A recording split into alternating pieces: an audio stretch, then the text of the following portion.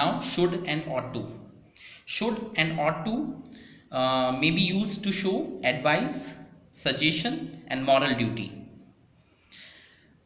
You should do exercise daily. So this sentence is showing advice or suggestion. So should is there.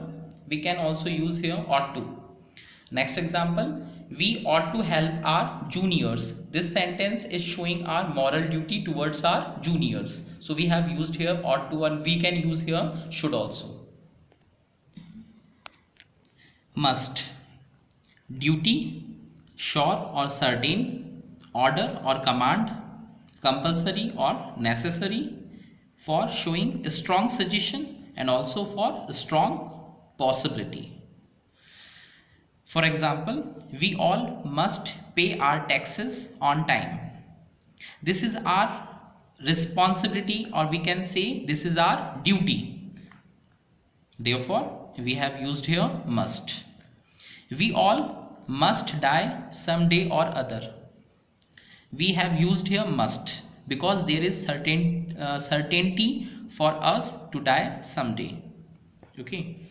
The whole house must be cleaned up before the guests arrive.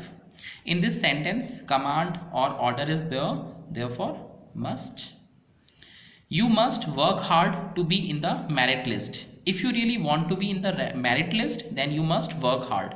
This is a strong suggestion. And for a strong possibility, there isn't any example, so I will give you the example for the same. For a strong possibility, the example is if the fire is there, then there must be smoke.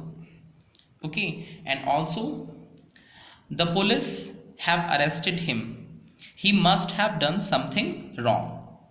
As the police have arrested him, he must have done something wrong. The next model is used to. Used to is used to show past habits. Used to is used to show past habits. For example, before his marriage, he used to play football with us. As I have told you that for past habits, we use either would or used to, and both these models would be appropriate on their own places. Before his marriage, he would or used to play football with us. Need not. Need not means not necessary. The car is already clean. You need not wash it. The car is already clean. You need not wash it. Okay. So there isn't any necessity of washing the car because it is already clean. Need not. Dare not means not to have courage. For example, he is so timid. Timid means fearful, that he dare not stay all alone at home in the night. The man is so timid, or we can say fearful, that he dare not stay all alone at home in the night. If the conjunction or is there in a sentence, then it should be followed by will. For example, walk fast or you will miss the train. If the conjunction last is there in a sentence, then it should be followed by should. For example, walk carefully lest you should trip and fall.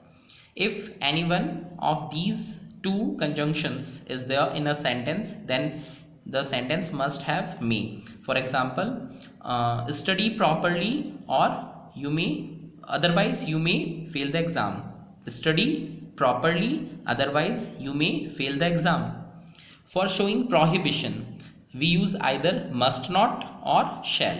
If the sentence starts with any negative words, then we use the shall.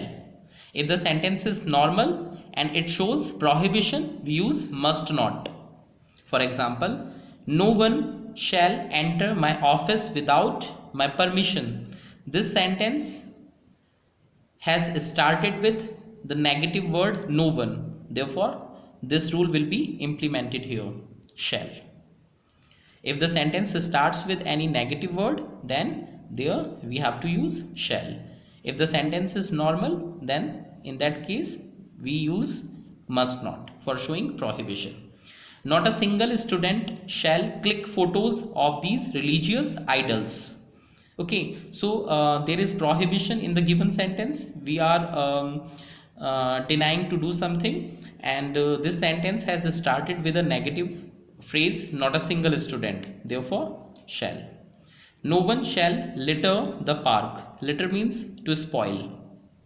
So this sentence is also showing prohibition, and this sentence has begun with no one, a negative word, therefore shall. You must not touch my car as its paint is still wet. In this sentence also prohibition is there, and this sentence is normal. It is not starting with the negative word, so we have used here must not.